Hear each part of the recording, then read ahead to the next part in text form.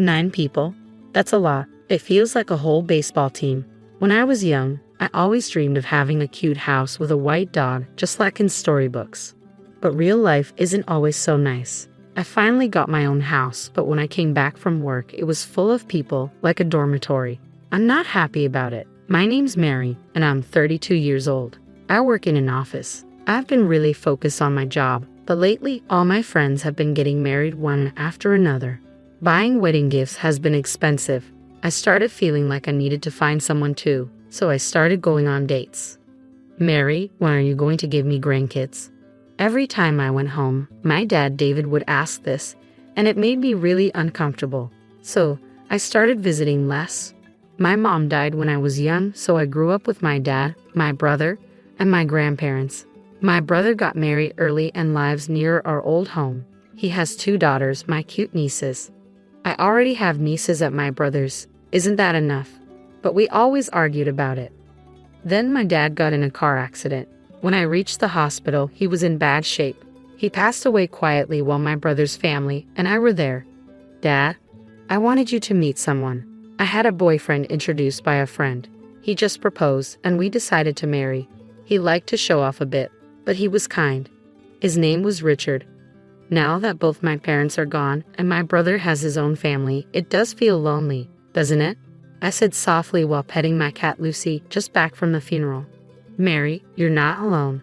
You're part of my family now, Richard said, holding my hand gently. He was worried about me and came to check on how I was doing.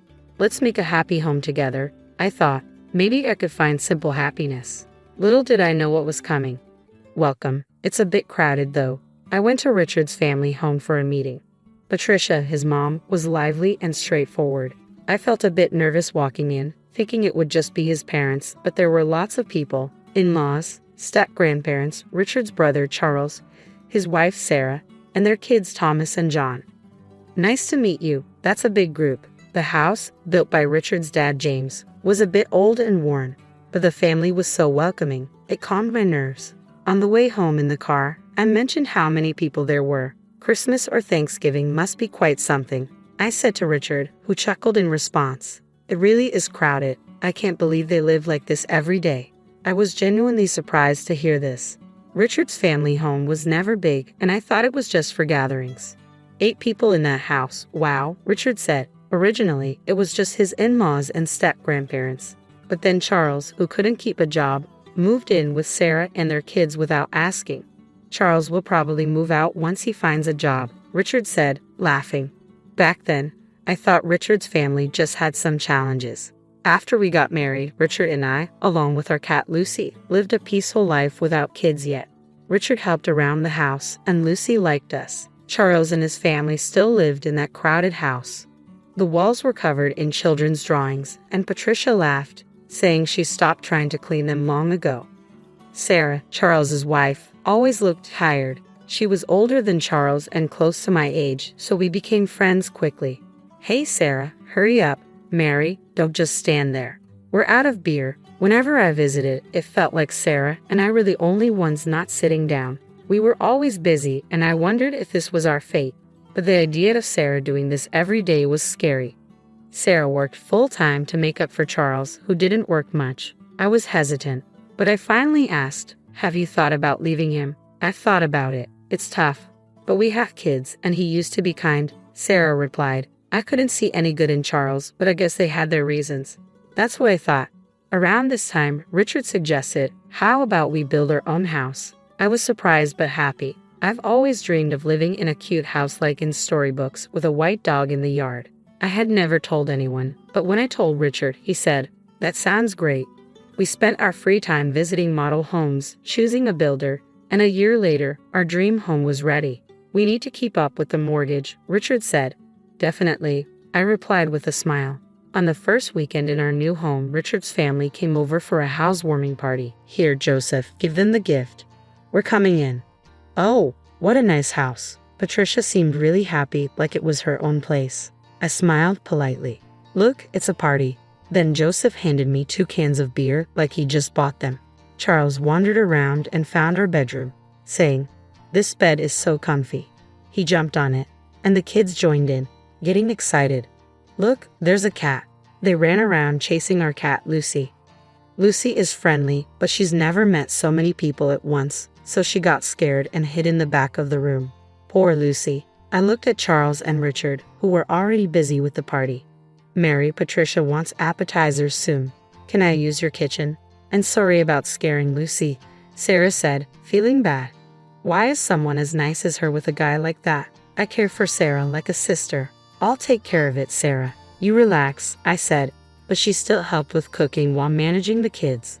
The step-grandparents were quiet, almost like dolls, not saying much. But they said, "Nice home, right, James?"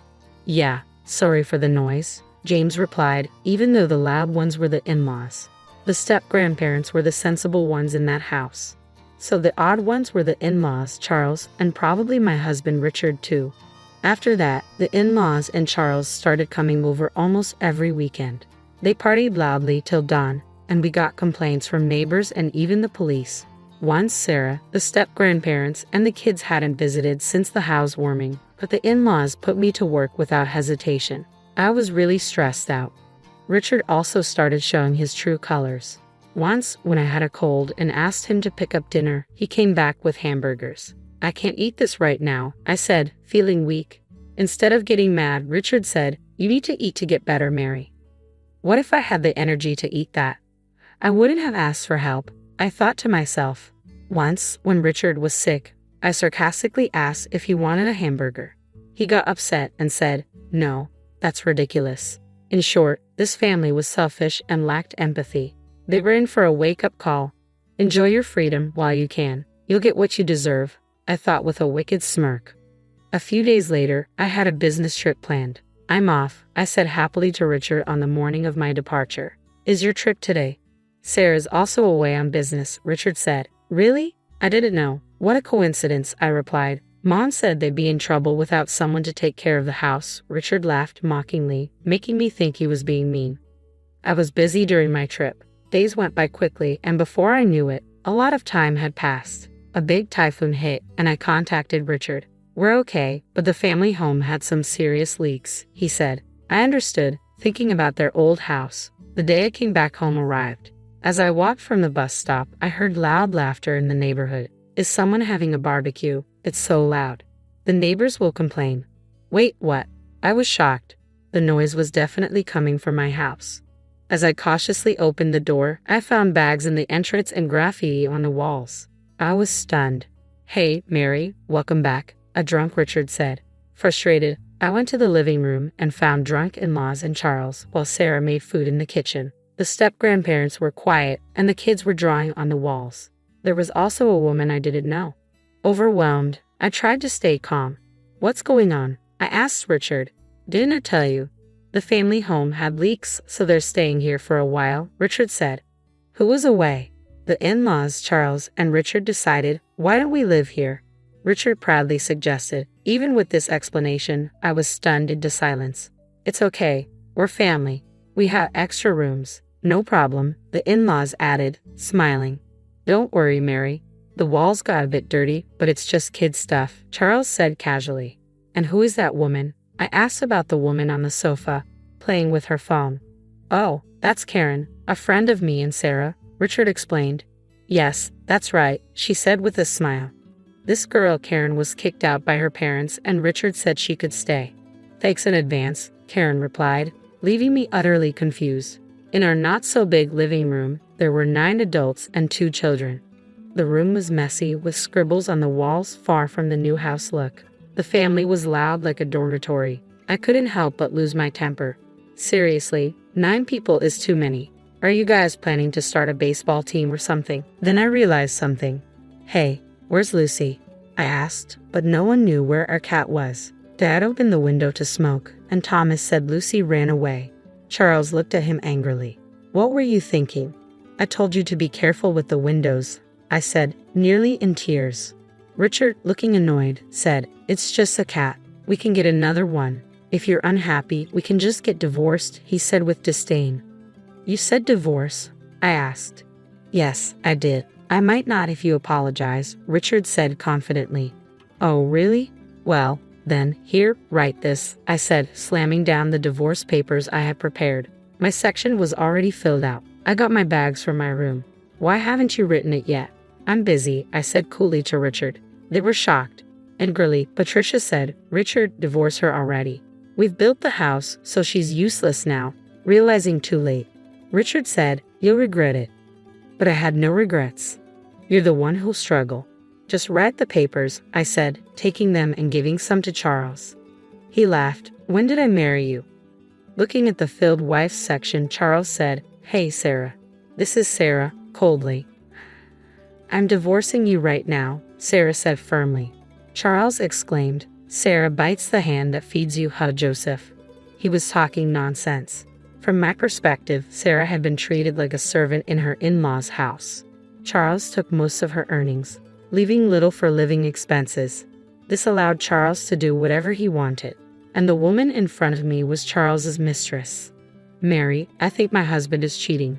Sarah had confided in me before we planned our divorces. Sarah endured it for her children, but Charles started selling their belongings. She reached her limit. Sarah told me everything. Furious, we started planning our divorces. Sarah gathered evidence of the affair. Her recent business trip was a lie. We looked for a new place to live halfway. Like me, Sarah had no family to turn to, but a friend offered her a job in another state. It was a good opportunity, and our preparations went smoothly. All that was left was presenting the divorce papers. I want to get out of that hellish house, Sarah said, determined. She had a strong core but had been manipulated by her in-laws. Thinking it would be suspicious to return together, Sarah went back first. She soon contacted me, informing me about the takeover at my house and Charles's mistress moving in. All our actions until then were a performance. Knowing what was happening, I told Sarah, we're not living there anymore. Let the kids draw on the walls all they want. That's what I told her. Charles, thinking he could openly live with his mistress, happily signed the divorce papers. Let's go, Sarah. James and everyone, it's time to leave. The step-grandparents stood up and followed Sarah and her children to the door. Living with people like you, I had given up on life. But Sarah opened my eyes, James said, glaring at the family, and left with his great-grandchildren. The in-laws had been taking money from the step-grandparents' pensions. They were truly awful. Well then, take care, we said as we left. You'll regret this, the family laughed, but we ignored them. Months later, Richard contacted me. Oh, I forgot to block him. I could guess the content of the call, so I answered, Mary, come back. Richard sounded desperate. I barely contained my laughter. Come back, we're strangers now, I replied calmly. Let me talk, Mary. What do you mean? Why aren't you paying the mortgage? Patricia's voice came through, probably snatching the phone from Richard. What are you talking about? I have no idea. I played dumb while Patricia sounded frustrated. Apparently, the mortgage for the house had fallen behind last month. When I pressed Richard, he claimed I hadn't been paying it. What an inconvenience. While I remained silent, Patricia kept talking like a machine gun. First of all, this house, you guys had a combined income of $755,000, right? We could have built a better house. We built this as a new home, but it's not what we expected. Originally, they had planned to take over the house. Sarah had informed me of their discussions. Yes, that's true. But with Richard's $30,000 salary, the bank wouldn't lend us more. If we had taken a joint mortgage, maybe we could have gotten a better house. Hearing this, Richard, you lied. I could hear Richard and Patricia arguing on the phone. I ignored them, ended the call, and finally blocked his number. Richard had a pretentious personality. He always wanted to impress others, especially outside his family.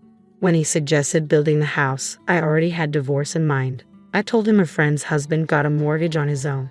How cool is that? I heard these stories like a spell. Richard, wanting to show off, opted for a solo mortgage. I had to hold back my laughter.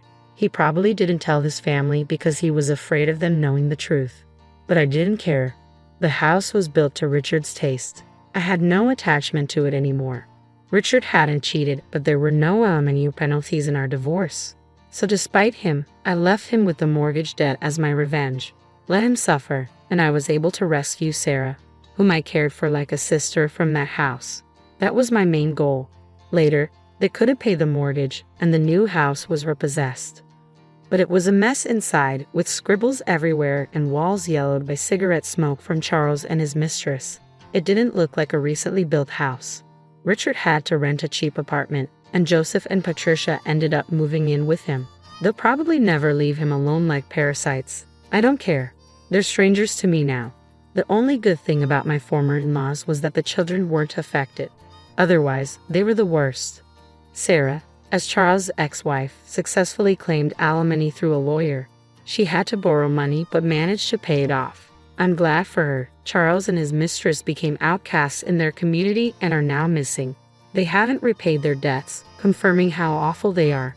Sarah is happily working at her friend's place. Her kids are doing well too. I hope they find happiness this time. James and Barbara seem brighter now, like a weight has been lifted. They sold the old family home and are enjoying their retirement in a distant place with their savings. That's great news. As for me, I've requested a transfer to a local office. I was reunited with Lucy, my cat, thanks to social media. Someone in the neighborhood had found and taken care of her. It's good she's friendly now. I live alone in my late father's house with my brother's approval. I'm saving to build my dream house, and someday I hope to introduce someone special at my father's grave. Today, I'm working hard towards that goal. A funeral dress with a skirt that's too revealing makes me angry. It seems like you're trying to attract men by wearing it. I'm tired of my husband's unfair thoughts. I want a divorce. I'm leaving this house. My name is Kate, and I'm 40 years old. I love chocolate a lot and often end up eating a whole family-sized bar by myself without realizing it. I used to fight with my sister over chocolate when we were younger. Looking back, I wasn't always a mature big sister, but I've seen adults who act even less mature than I did when I was 25. Back then, I had just married my husband, Kevin, who worked at a bank. We met through a friend and got married after about 6 months of dating. Everyone thought I had a perfect life. But things changed after we got married. Every day, when Kevin came home from work, I would greet him and ask about dinner. If it wasn't ready, he'd get upset. So, I made sure to come home before him, cook dinner, and clean up. It was a bit annoying, but Kevin's good salary allowed us to live in a nice house and have a comfortable life. I thought it was normal to have little arguments in a marriage, so I didn't pay much attention to it. But Kevin's behavior kept getting worse. Despite being married, I still visited my parents often, especially to see my 14-year-old sister who was much younger than me. Since our parents worked a lot, I felt like I raised her most of the time. It wasn't because my parents ignored her, but because I loved her so much and wanted to take care of her. My sister was often sick and had to stay in the hospital. Sometimes the doctors would say she might not make it through the night. Thinking about losing her made me love her even more. That's why even after I got married, I continued to visit my sister when she was out of school. But my husband didn't like it. He would say things like, "Who is more important, me or your sister?" When a woman gets married, she should focus on her husband's family. My mother never acted like this. "You're not doing your duty as a wife." He'd go on like this for almost an hour. None of my friends were married at the time, so when I talked to a senior coworker about my husband, she said, "It's your responsibility. When you're married, you have to prioritize your husband." I thought that's how it was supposed to be. Looking back, I realized I was naive. But even then, I couldn't imagine not seeing my sister. My sister's health was getting worse, and she was in the hospital again, only allowed short visits in a sterile room.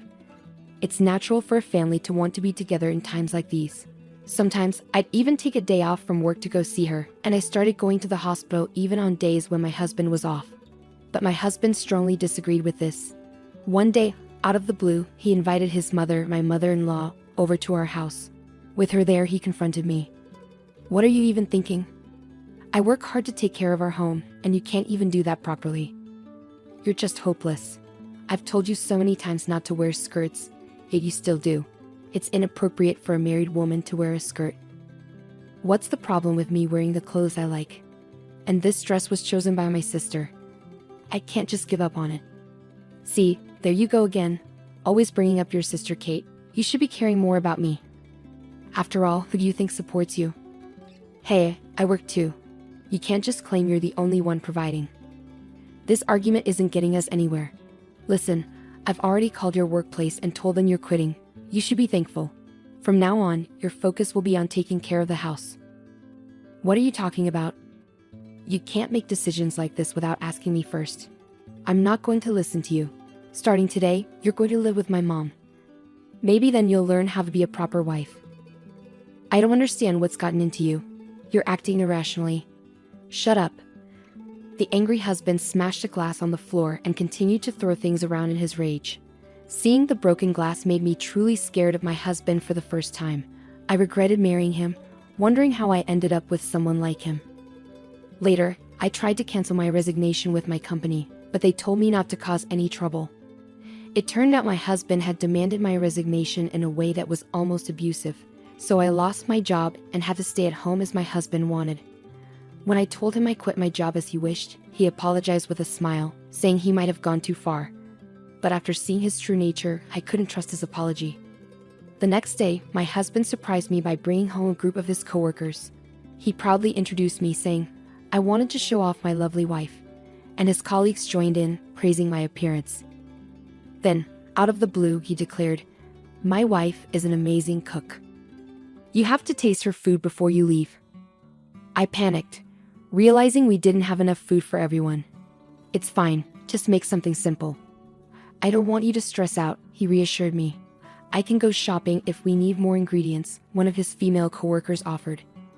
"Your husband really cares about you. I'm jealous," he added. "No, he's just good at putting on a show. If he really cared, he wouldn't have brought his coworkers home after a big fight yesterday." I thought bitterly to myself as I started cooking with my mother-in-law. After about 3 hours of eating and drinking, his coworkers finally left. "Hi, you." "What?" I instinctively replied, feeling nervous about what might happen next, given his grumpy mood. I was anxious, afraid he might explode like the day before. "Can't you be a bit happier? Seems like I'm not teaching my wife properly," he criticized. I couldn't understand what I did wrong, but I didn't dare to argue. I was too scared. "I'm sorry," I mumbled, feeling defeated. "Even a child can apologize," he scoffed. "Mom, give her a score for today." He turned to his mother for backup. "Well, she's not doing a good job supporting her husband, is she?" "I can't give her any score," his mother replied. "Haha, see, even my mom agrees. She can't even give you a score. How funny is that?" My husband laughed and lightly tapped me. "And about the meal, I tasted a bit. But didn't Kevin find it unsatisfactory?" he continued. "That's right, Mom. Keep it coming. And what about her clothes? There were men among the colleagues, but she's showing too much skin. What do you think? As a woman, it's indecent to expose your collarbone. She should cover it with a scarf or turtleneck," he added. Whose fault is it that his colleagues suddenly invaded our house and I had to cook without even having time to change my clothes? I retorted. "It's Kevin's," I concluded. I couldn't understand why I was constantly being criticized so harshly. She really is something, isn't she? Despite my efforts to teach her every day, she just doesn't seem to learn. "Maybe she's just not very smart," my husband remarked. "No doubt about it," his mother agreed.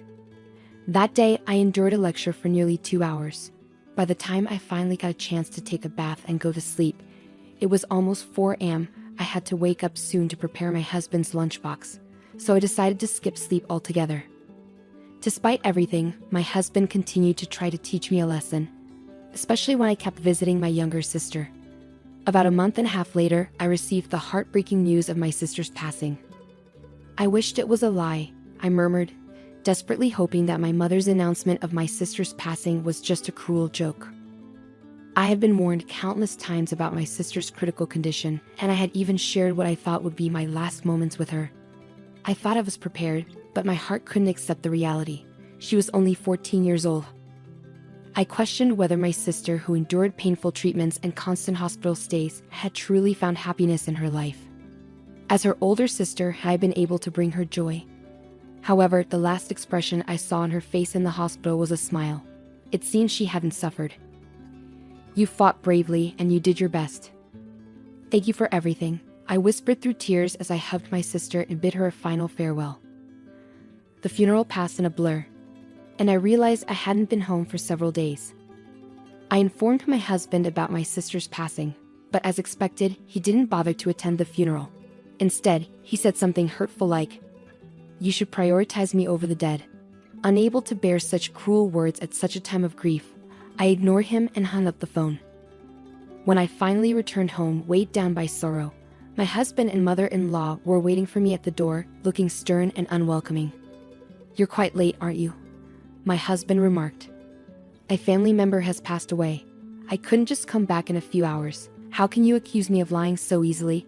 I replied, feeling hurt and frustrated. What? Are you going through a rebellious phase? Always lying and defying me. Whose wife do you think you are? He retorted. Wait a minute, my sister really did die. It's not a lie, I insisted. I wonder. Even though you haven't greeted me at the door in days, even if you're wearing a skirted suit now, it's hard to believe you, he replied dismissively. Why is it hard to believe? I asked, confused and upset. If you truly love your husband, you should be able to do it. It's your duty as a wife to welcome your husband home. My husband scolded me, accusing me of being incompetent, and don't even think about denying it. Are you having an affair? What? No matter how many times I tell you, he dressed provocatively, and the other day you were flirting with my colleague. You're just interested in other men, aren't you? What a disgraceful woman, he continued, hurling hurtful accusations at me. What the heck? I started to argue back, fueled by anger and forgetting my fear of my husband. But then it happened. Divorce, huh? Fine by me. Someone as frivolous as Kate isn't fit for Kevin, right? My mother-in-law chimed in. My husband mumbled, trying to stop her, but I seized the opportunity. I agree with Mom. Let's get a divorce, I declared firmly. My husband kept pleading with me to reconsider, but I had made up my mind. I couldn't risk staying with him any longer, afraid that his violence might escalate. This was my chance, and I was certain it was the right time to end our marriage. So I quickly packed my things and left the house. My husband kept insisting, if you apologize, I'll forgive you. But I ignored him, thinking he must be delusional. He persisted until the end, grabbing my arm tightly and saying, wait. But I reacted instinctively, hitting him in the face with my bag and running away. I headed straight for a specific place, a room in an apartment that I had prepared just in case something like this happened. As soon as I entered the room, I received a call from my mother-in-law on my cell phone. Hello. Kate, did you arrive safely? She asked concernedly. Yes, I'm fine. I'm in a taxi, so Kevin won't find out, I reassured her. That's good. Make sure to hire a lawyer and proceed with the divorce quickly, she advised. Yes, I can't wait to start living independently, I replied. In reality, my mother-in-law and I had been pretending to be at odds in front of my husband. It all began the day my husband brought a colleague home. After his lecture ended and my husband fell asleep, my mother-in-law approached me. Leave this house. Get away from my son, she urged me. Each time my husband criticized me, my mother-in-law, who seemed to have her suspicions, would ask, Really? It turned out her late husband had been very much like my husband, and she had endured a lot in her own marriage. In her generation, divorce was frowned upon, so she couldn't end her own marriage. But it seems she wanted something better for me. Watching the interactions between my husband and me, she must have felt compelled to help me. That's when my mother-in-law, with the help of a friend, found a safe place for me to live alone. It's hard to believe she's related to my husband. I can't thank her enough for her kindness. After living in the apartment she arranged for me for 2 weeks, my mother-in-law finally visited, pulling along a suitcase. Welcome. I'm looking forward to this new chapter, she greeted me warmly. Living with us, my mother-in-law discovered that her own son had changed. Before, he seemed like a good person, the image he presented to his colleagues. My mother-in-law blamed herself, believing that his behavior was influenced by his father's genes or things he witnessed during his childhood. For me, regardless of the reasons behind his behavior, I believe the real issue lies in his inability as an adult to control his emotions. So I don't hold my mother-in-law responsible. My husband now takes good care of my mother-in-law, but only because he thinks she's on his side. I fear what he might do if he discovers she's been helping me with the divorce. That's why I suggested she come live with me for a while when she prepared this house. At first, she hesitated, worrying that once my husband and I divorce, she'd become a stranger to me. But I assured her, saying, after everything you've done for me, there's no daughter-in-law distinction. You're like my mother or my sister. That's how I see you. On the way back from my sister's funeral, my mother-in-law steered the conversation toward divorce, intentionally supporting me. Recognizing her intentions, I quickly agreed to the divorce. I thought it would take more time and preparation to leave my husband, but thanks to my mother-in-law's help, that time came sooner than expected. I have nothing but gratitude for her. Finally, the divorce was officially settled through the lawyer. 4 days later, as I returned to the apartment, I was startled to find my ex-husband waiting for me outside. "I found you. You're trying to trick me," he accused loudly. Does he know about what happened? I wondered silently, trying to remain composed. "What do you want now?" I asked, keeping my voice steady. "It's your fault that the credit card and bank account balances have decreased," he blamed me. "What are you talking about?" "I don't understand," I replied, feigning innocence. In truth, before the divorce, I was using my husband's credit card to gradually buy furniture for this house. I also quietly withdrew money from the bank account. It was all part of my plan, I confessed. When I discussed this with my mother-in-law, she encouraged me to go ahead with it, so I emptied the account without any hesitation. The reason why my unemployed mother-in-law and I can live comfortably, enjoying tea parties every night, is because of this money. That's my money. "You can't just do whatever you want without facing the consequences," he shouted angrily. "Remember the money we have? It's from the credit card we got after we got married and the money we saved together. Since we're married, it's both of ours," I explained, smiling at him. Suddenly, my mother-in-law returns from shopping and says, "Oh, you found out, didn't you?" Surprised, my ex-husband stands speechless behind me. "Hey, you're back," I greet my mother-in-law, trying to keep things normal. "What? Why is Mom here?" my husband asks, confused. "Well, because we're living together," I respond, with my husband still puzzled and my mother-in-law acting like it's no big deal. "So, you lied about going back to your parents' house, and why are you living with Kate, not me?" he questions. "I'm lost," Kevin admits. "Well, I've lost hope in you, Kevin," his mother replies. "What? But I'm the one who helped Kate get away," Kevin protests. "Actually, Kevin, Kate and I had already planned to split up before you even knew about it," his mother reveals. "But Mom, you were saying terrible things about Kate."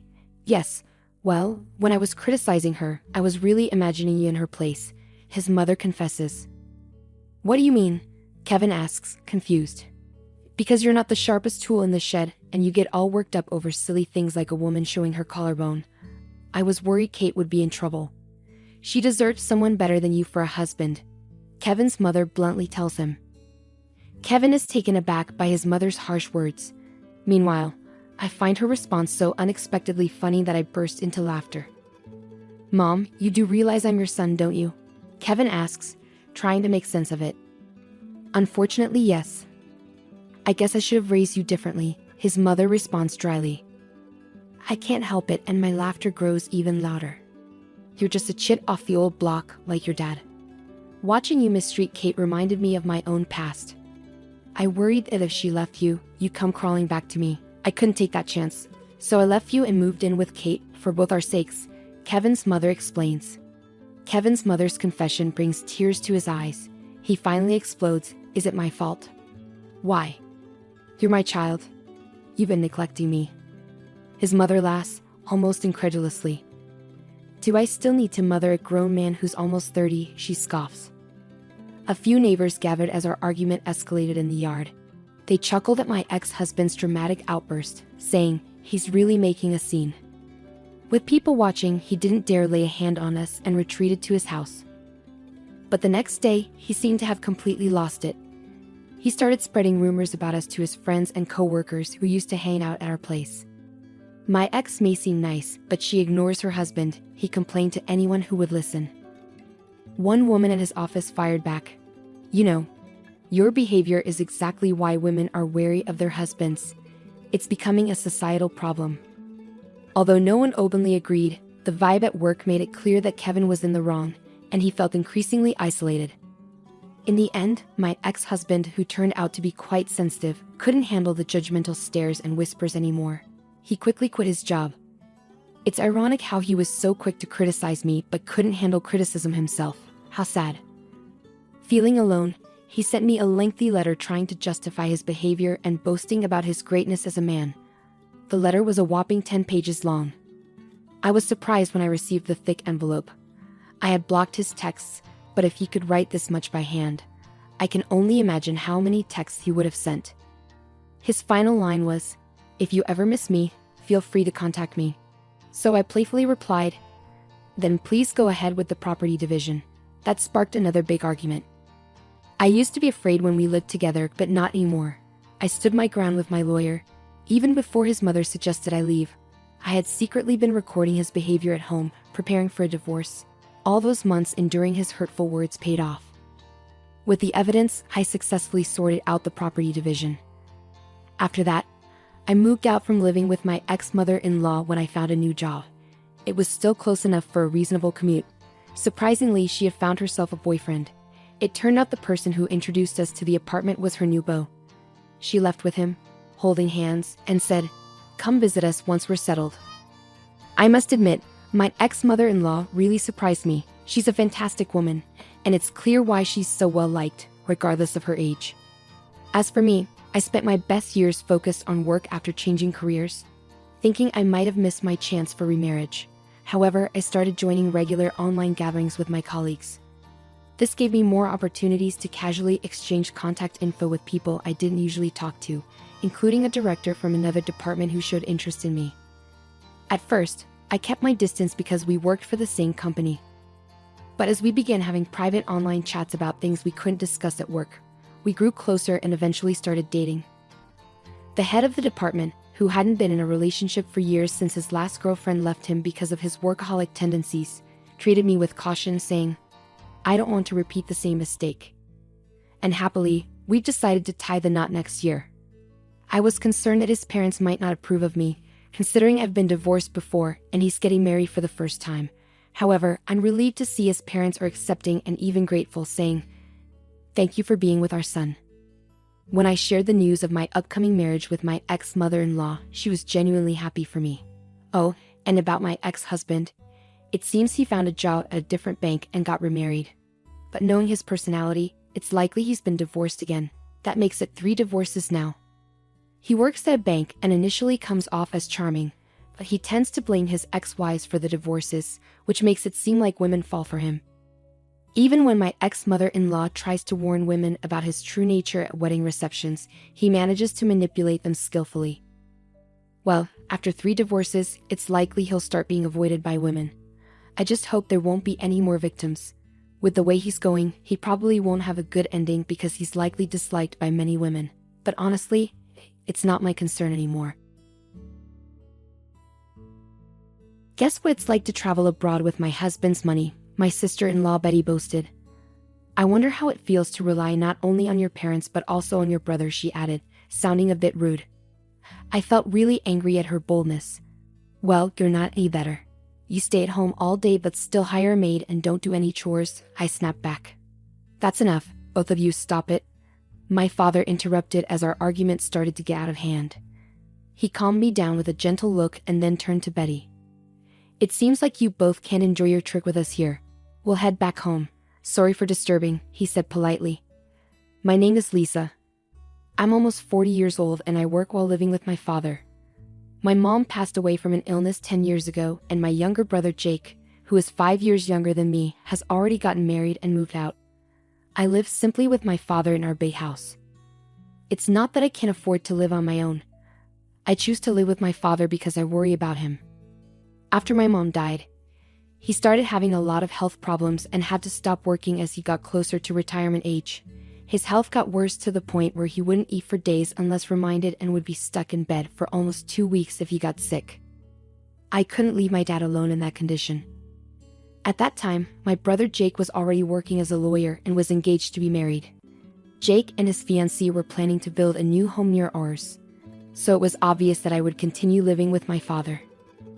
Jake is very talented compared to me. I never expected his wife to be so difficult. Jake's wife, Betty, stopped working as soon as they got married and became a homemaker. She doesn't do any chores herself and relies on a hired butler. Her days mostly involve fancy lunches and shopping at expensive stores. Jake is busy with his job, so he might not have much time to spend with Betty, but her extravagant lifestyle is surprising. Living near Jake and Betty's house, I couldn't help but hear about Betty's carefree life. What made it worse were her comments when she visited us. "When are you going to move out, Lisa? Aren't you embarrassed to still live at home at your age?" She teased me.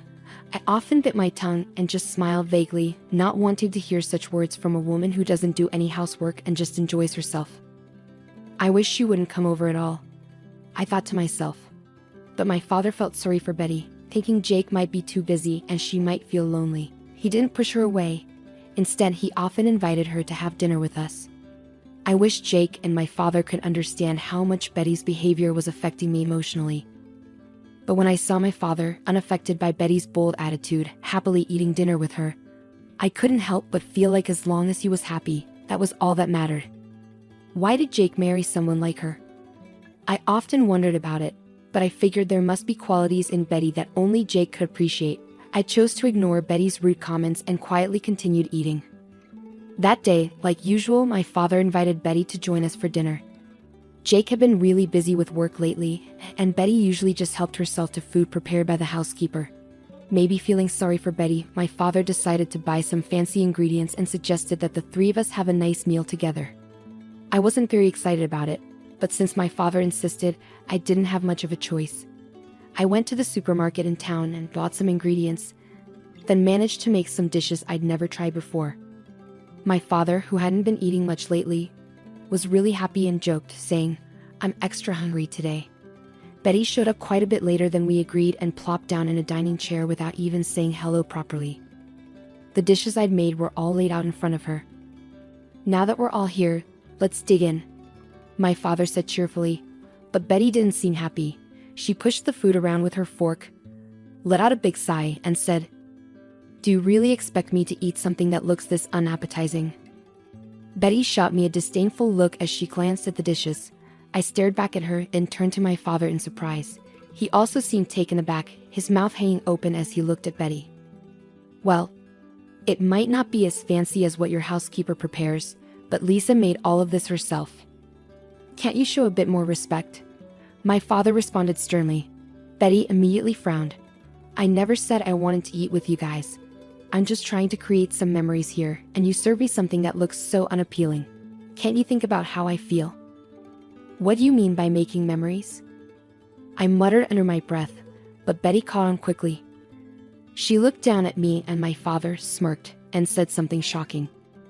"Well, your father won't be around for much longer, will he? I'm the devoted daughter-in-law keeping him company." So, I was expecting a sizable inheritance. At that moment, both my father and I were stunned into silence. The room fell quiet. Could this really be the woman that the smart Jake chose to marry? Talking about inheritance before someone has even passed away. There's something really wrong with that. "You're going to live for many more years." Before I knew it, I was shouting. Even Betty, who had been grumpily playing with her food, stopped when she saw me venting my anger. "Don't talk about inheritance to my dad. He might just be another person to you, but he's family to me. He's also family to Jake. He's the only living relative left for us after we lost our mother." My father gently restrained me as I leaned over the table, breathing heavily. I slowly sat back down, my anger toward Betty still burning inside. With a deep breath that seemed to break the tension, I felt my pent-up emotions deflate. "I'll pretend I didn't hear what you just said," my father said in a calm voice. Immediately, Betty scoffed. "All I did was speak the truth. I don't want the inheritance to go to a woman who's still living with her parents." Betty's words were blunt. I didn't have the energy to be angry anymore. She boldly brought up what my father had tried to ignore and hurled her insulting words and actions at us. "I'll leave this old house to you, sister-in-law.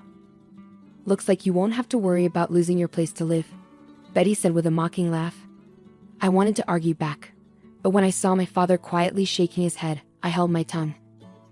My father was too forgiving with Betty, even as she feels lonely because Jake is often busy with work.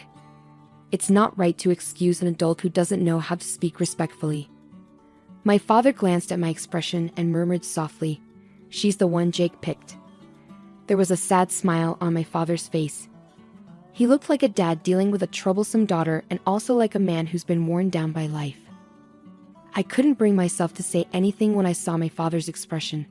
I had words for both my father and Betty, but more than anything, I wanted to know what Jake thought about all of this. It's uncertain if Jake knows about Betty's behavior. If he's aware of it and ignoring it, then I feel obligated to speak up as his sister. In the end, Betty hardly ate the food I cooked and left early after a short conversation. Only my father and I remained in the spacious living room. Making memories, huh? Maybe she's onto something, I sighed quietly, noticing my father's figure suddenly appearing smaller as he muttered those words. Following Jake's suggestion, our family decided to take a trip to France. My father wanted to visit France while he could still walk without assistance, so Jake and I organized the trip. Initially, I suggested to Jake that he and Dad go on the trip alone without me, since Betty often made snide remarks toward me. I didn't want to spoil the happy atmosphere of the trip. However, Jake insisted that it would be better to have someone who usually observes Dad's condition, so he ended up buying 4 tickets. I reluctantly agreed to join them on the trip to France, and as I anticipated, Betty was in a sour mood the entire time, not speaking a word to anyone on the plane. Once we arrived, we headed straight to the heart of Paris and enjoyed sightseeing. My father was surprisingly lively, exploring every corner with enthusiasm. Betty seemed to brighten up a bit when Jake bought her a designer bag. She walked arm in arm with Jake, but I couldn't help but notice that Jake didn't seem particularly happy at that moment. I accidentally locked eyes with Betty, and she glared at me so intensely that my heart skipped a beat. By the way, why is Lisa even here with us? Betty let go of Jake's arm and confronted me. I asked her to come just in case something happens to Dad. We need someone who can handle it. Jake tried to intervene, but it seemed like his words didn't register with Betty. She continued to stare at me, smirking. Betty spoke in a mean way, asking what it's like to use her husband's money to travel abroad. She said not to spend too much because plane tickets are expensive. Then she rudely suggested that Lisa could sleep outside instead of in a fancy hotel suite. Jake tried to stop her, but she didn't listen. Betty insulted Lisa, saying she lives off her family's money, including her brother's. Lisa felt really angry and upset at this. She fired back, saying Betty actually lives off Jake's money even though she's a housewife. Lisa pointed out that Betty hires someone else to do the housework. Their dad stepped in before things got worse. He calmly told Betty they'd leave because their presence was ruining her trip. He apologized to Lisa and asked her to check the bus schedule to the airport. Betty looked pleased, but Jake seemed worried. Jake suddenly realized that they would be left without anyone to help them once their parents left. He desperately tried to stop them from leaving, but their dad remained firm in his decision. He asked Lisa to check the bus schedule to the airport and promptly headed in that direction. Lisa had to follow her dad while keeping an eye on her brother and his wife. As they walked away, Jake shouted that they would be fine without their parents, disrespectfully calling them old man and old lady. Lisa felt upset at Betty for calling their dad old, but she didn't dwell on it. She hurried after her dad, listening to Jake's distressed cries and Betty's insults directed at him. Eventually, Jake burst into the cafe near the airport where they were having tea, looking frantic and sweaty. He rushed to their table and bowed his head in a flurry of panic. "I'm really sorry for what happened earlier. I'll make a proper apology later, but right now, I need your help with Betty," Jake said earnestly, bowing deeply. Dad and I exchanged surprised looks. "What happened to Betty?" I asked on behalf of Dad, prompting Jake to explain what happened after we left. Jake and Betty took a taxi to the hotel after we left on the bus to the airport. However, they encountered a problem once they were in the taxi. They couldn't communicate well with the driver because neither of them spoke French, and the driver didn't speak English. Despite the driver asking them something, they couldn't understand and ended up getting out of the taxi without realizing Betty was still inside. Jake expressed concern that he couldn't reach Betty on the phone and worried she might have been mugged or faced some other trouble after being left by the taxi. Realizing he needed help and feeling overwhelmed by the situation due to his lack of understanding of French, Jake turned to us for assistance. I reassured him that both my father and I are fluent in French. Despite Betty thinking of my father as incapable due to his age, he used to be a French teacher and I currently teach French. This trip to France was planned by Jake as a way for my father to reminisce about his youth. Upon arriving in France, my father seemed revitalized by memories of his time studying abroad. Since I also had experience studying in France during my student days, after parting ways with my brother and his wife, we shared stories about our time in France. My father listened intently, eventually nodding in understanding. "Let's head back to the city center. I'm guessing the taxi that dropped you off might be waiting for its next passenger there," my father suggested. Following my father's advice, we swiftly prepared ourselves and embarked on a mission to locate Betty, who had been left behind somewhere. My father and I decided to split up and search for the taxi that had dropped off my brother and his wife when they returned to the city center. It's common for taxi drivers in the area to speak French fluently without needing to use English. Before I could reach them, my father managed to find the taxi that had taken Jake and Betty, leading us to the spot where Betty was supposed to have been dropped off. Thankfully, Betty was there, safe but looking weary. However, upon her arrival, it became evident that she had been robbed. All her bags and belongings were missing, leaving her with nothing. When Betty spotted Jake's face, tears started to form in her eyes, but she quickly put on a frown upon seeing us. "Why are they here, Betty?" Jake asked, clearly annoyed, and let out a heavy sigh. "If it wasn't for them, you'd have been stranded here with nothing, Betty. You should be thankful," Jake scolded her. Betty looked uncertain. "What do you mean?" "Without them, our trip would have been a mess. We can't speak French, so that's why we're in this situation." "But they're different. They're both French teachers, much better at it than I am," Jake clarified. Betty seemed uneasy, glancing over at us. A troubling thought crossed my mind, and I quietly told Betty, "If we hadn't found you, you might have had to sleep on the streets here." Betty clenched her lip in frustration. "And besides, Jake and I split the expenses for the trip equally. So how can you say it's all funded by an old lady living off her parents' money?" With that, Betty began to tremble. "It's your father's money anyway, right?" In response to Betty's argument, my father gently shook his head. "I didn't do anything, Lisa. Jake and Betty are doing well on their own. They're my pride and joy." Just as I felt Betty's glare bore into me, she fell silent, refusing to say a single word of thanks despite being helped. I had a lot I wanted to say to her, but my father's whispered advice to take it easy made me restrain myself and stay quiet. This must have been a very embarrassing moment for Betty. She probably never expected to be rescued by someone she had looked down upon. Even Jake seemed tired of Betty's stubborn hostility towards us, his frustration evident on his face. "Well, now that everything's sorted out, shall we continue our sightseeing? Let's go to a restaurant I used to love when I was studying here," my father suggested cheerfully. With my father's optimistic suggestion, our family was united once again. We had a fantastic time in France, ignoring Betty's gloominess and fully enjoying our trip. When we returned to the States, Jake kept apologizing to us and surprisingly decided to divorce Betty. I was shocked and asked him why they had married in the first place. It turned out Betty had lied about being pregnant and pressured Jake into marrying her. After they got married, it became clear that she wasn't pregnant at all. Jake had hesitated to divorce her earlier because of his public image, but he couldn't tolerate Betty's disrespect towards my father and me anymore. After the divorce, Betty was forced out of their home and couldn't continue living as a housewife. Without a maid to help with household chores, she faced difficulties. Additionally, she lost half of her assets due to a pickpocket incident during our trip to France. She must be working hard now to make ends meet. Meanwhile, my father became noticeably happier and more lively, reminiscing about his youth in France during our trip. I decided to quit my teaching job and started a French language school at home. I hope to renovate it soon and have my father join me as a French teacher. "I can't believe you brought homemade pudding." My business partner teased me, expecting fancier desserts. He tossed the pudding in the trash, leaving me speechless. Feeling angry and helpless, I went home. My wife seemed oddly cheerful, promising that the rude man would face consequences. The next day, something surprising happened when I went to meet the president. "My name is Danny Klein, and I've been working in an office for 10 years now.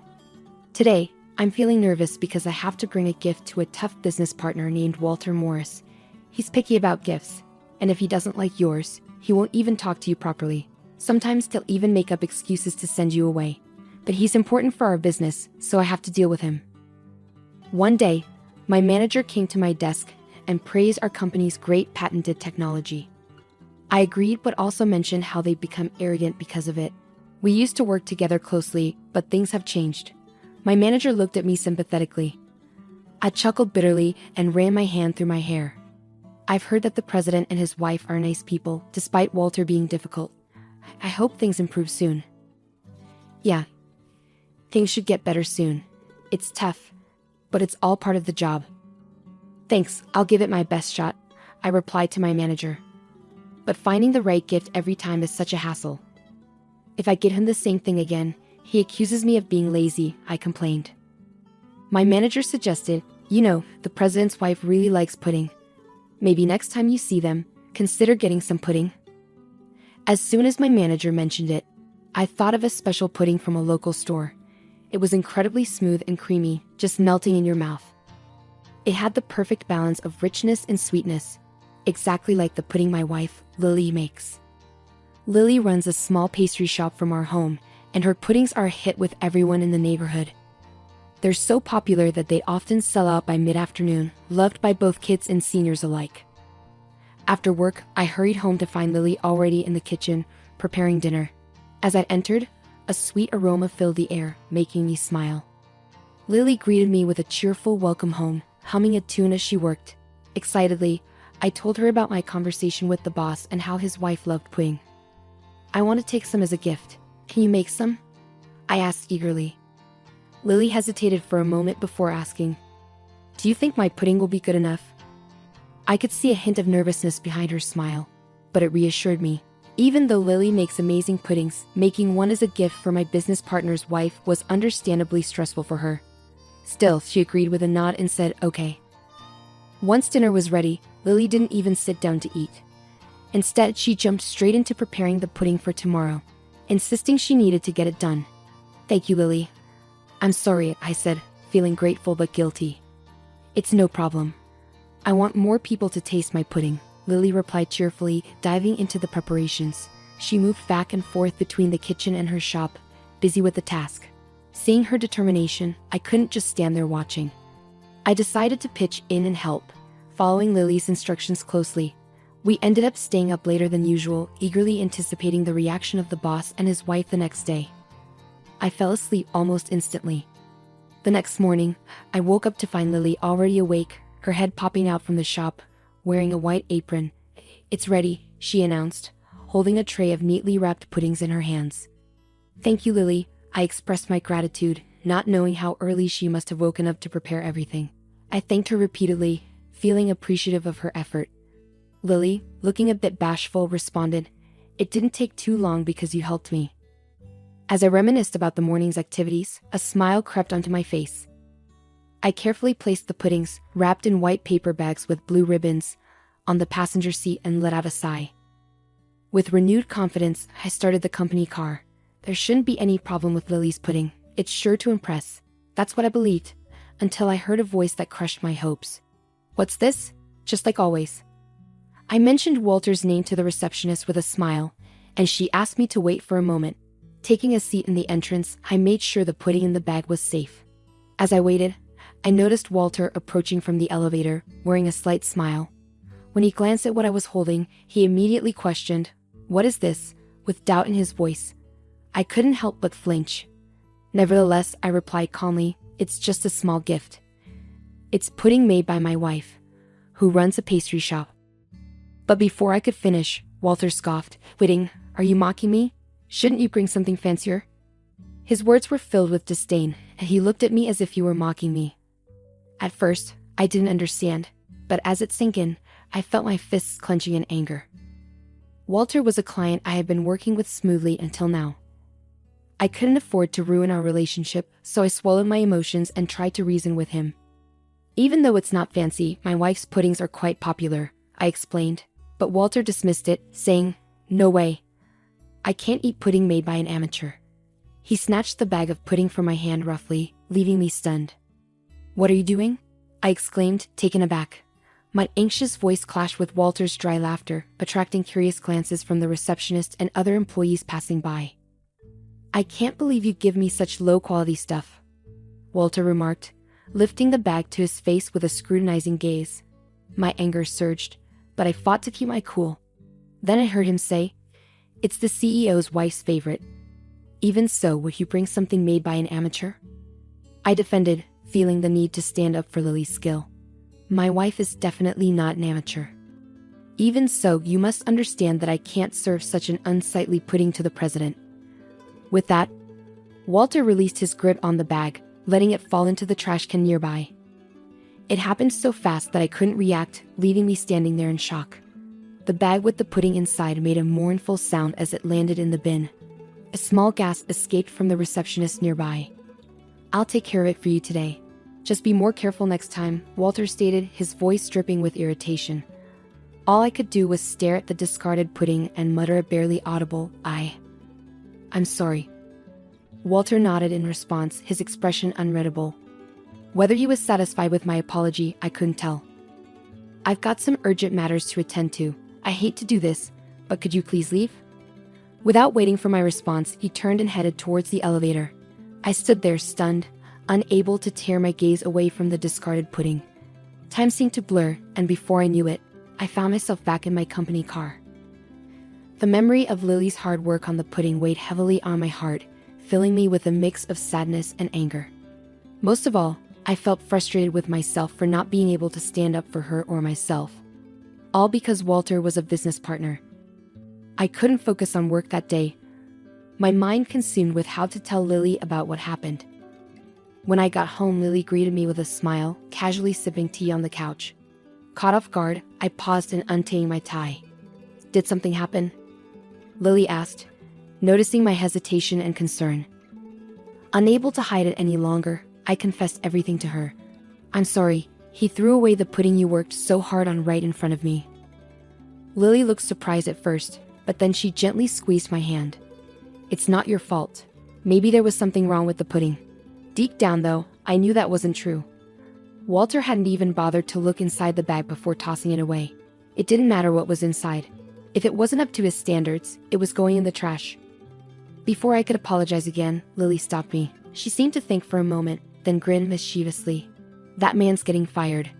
Fired?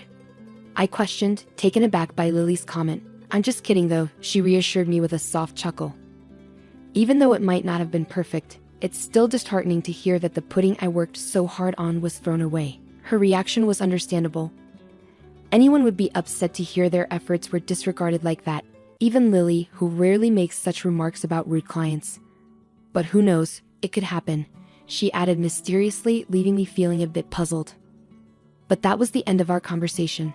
Lily urged me to wash up early that night, so I bathed in a mix of confusion and frustration before turning in earlier than usual.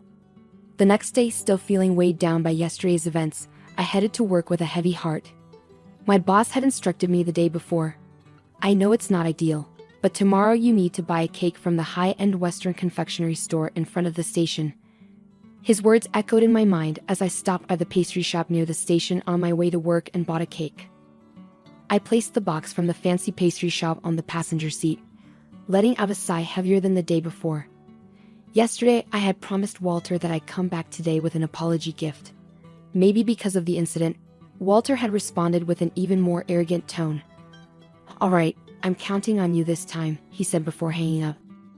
I should get going, I told myself, mustering up some motivation as I settled into the driver's seat of my company car. I drove towards the client's office, determined to make things right. As I entered through the automatic doors, her receptionist who recognized me hurried over. Are you Mr. Klein from Company X? She asked. Yes, that's me, but please, lead the way, I replied. Following her, I stepped into the elevator, and before I knew it, we had arrived at our destination floor. The room I was directed to turned out to be the president's office. The receptionist knocked a few times, and when the door opened, I was ushered in. Inside, I found the president of the client company, his wife, and Walter, all looking uneasy. I had expected Walter to be his usual arrogant self. Especially after yesterday's incident, but I was surprised. Nice to meet you, I'm Danny Klein from Company XX. Thank you for having me here today, I said, puzzled by the situation, as I greeted the president, Mr. Peterson. You must be Danny, pleasure to meet you. I'm Mr. Peterson, and this is my wife, Anne. Mr. Peterson replied, cutting the formalities short. They exchanged glances, then called my name and bowed deeply. We are truly sorry for what happened. Please accept our apologies, Mrs. Peterson added sincerely. I'm sorry, what did you say? I asked, feeling surprised by how the president's tone suddenly changed. His wife, standing beside him, looked shocked too, bowing her head without saying a word. I quickly asked them to lift their heads, but they wouldn't. Then, I noticed Walter, who was standing behind them, also bowing. This was unusual because Walter was usually very proud and never apologized. But there he was, saying sorry with careful words for the first time. I was taken aback and didn't know what to say. Walter continued, "Actually, yesterday my wife found something in the lobby trash while she was cleaning." His wife nodded to confirm. She seemed upset and asked around about it. "She found out that the pudding you brought earlier had been thrown away disrespectfully by someone." We called him to ask, and at first, he denied it, but later he admitted it reluctantly. Mr. Peterson gave Walter a cold look, and Walter seemed to feel it as he bit his lip and looked away. "I didn't know Mrs. Peterson liked pudding. I thought it was from Danny, and I tossed it without thinking." "I'm sorry," Walter said, sounding quieter than usual. I was surprised by Walter's unusual behavior. Mrs. Peterson shook her head firmly. "That's not why I'm upset," she said in an angry tone, breaking her silence. "Danny, I've known about the pudding from Lily's store for a while. I knew it was really popular and always sold out quickly, even though the store was busy. You made the pudding for me. It's disappointing that an employee of a manufacturing company doesn't appreciate the effort put into making a product." I was shocked that Mrs. Peterson knew about Lily's store and understood the emotions behind making something.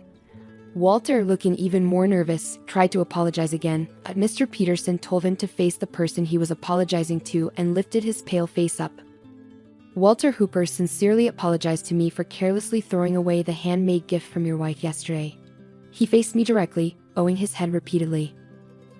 In that moment, I felt a sense of clarity. When I got home, Lily was sitting on the sofa drinking tea, just like yesterday. Without saying hello, I told her about what had happened today. Lily listened to me without interrupting until I finished. Then she smiled and said, "I thought as much." Her calm demeanor suggested she had expected everything that happened. Lily got up and made a cup of tea for me from the kitchen.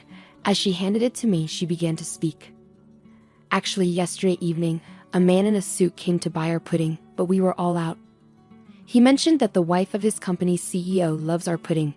Could it be the president's wife he meant?" "Probably Ann Peterson," Lily said with excitement, nodding happily. "It's amazing to know there are people who appreciate the effort we put into our products. It motivates me to make even better things for them." Lily took a sip of her tea, still smiling. Seeing her so genuinely happy made me understand Mr. and Mrs. Peterson's words better, but it also made me feel guilty. Did I truly value the effort of producers like Lily while doing my job? I was angry at Walter's arrogance, but was it because I thought we were doing him a favor by selling our products? Maybe I was being carried away too. Like Lily, shouldn't I strive to connect the creator's thoughts with the consumers through my work? As I thought about all of this, Lily noticed something and gently placed her hand on my shoulder. "Perhaps from now on, you'll consider both the creators and the users' perspectives." Lily's words made me feel a bit embarrassed, but more importantly, they gave me a new outlook on my job. After everything that happened, Walter's attitude changed a lot. He wasn't as arrogant as before and stopped demanding gifts. Now, we openly share our opinions and have a better relationship. Like Lily, I want to keep delivering the creator's ideas